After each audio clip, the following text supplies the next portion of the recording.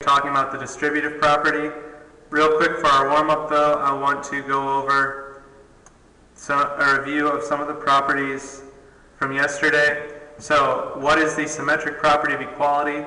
Symmetric property says if something equals something, like if A equals B, then B equals A.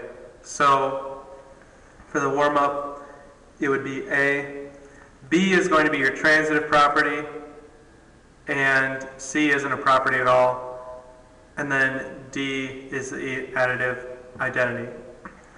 Down here, which property is below? If 4xy squared equals 8y squared and 8y squared equals 72, then 4xy squared is 72. Hopefully you can see this is saying if A equals B and B equals C, then A equals C, and that would be our transitive property. Just a quick review of two of the properties we talked about yesterday.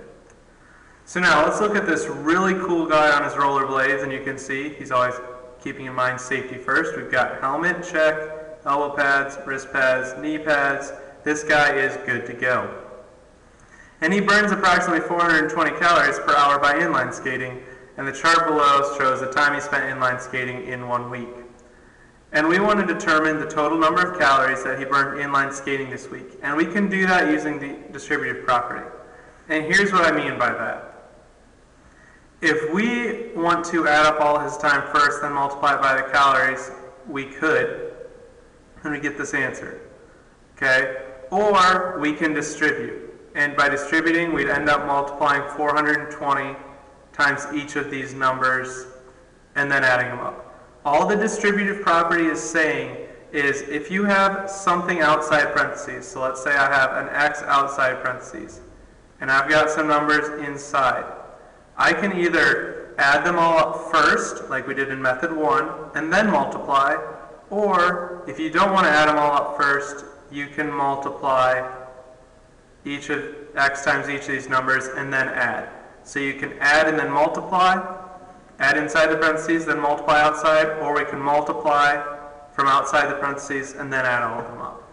This doesn't make a lot of sense why we do this when it's just numbers, but once we start to see some variables, it will make some more sense. So here's our book definition. Don't worry about writing this down because this seems really confusing to me. Okay, just basically understand if I have A times the quantity of, and whenever I say quantity of, that means it's in parentheses, A times the quantity of B plus C. Whenever you distribute, all you do, you take what's being multiplied from outside the parentheses and you multiply it by each of the things inside the parentheses.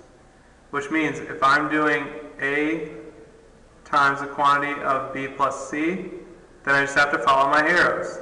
That means I'm going to do A times B, which is AB, plus A times C, which is AC.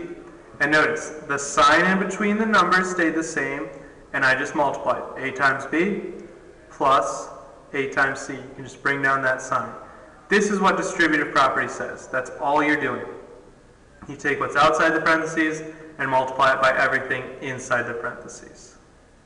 This should be a review of what you learned in previous years as well, because I know you should have done this in 7th and 8th grade. So hopefully this isn't mind-blowing material to you, but just in case you forgot what it is, this is what distributing does.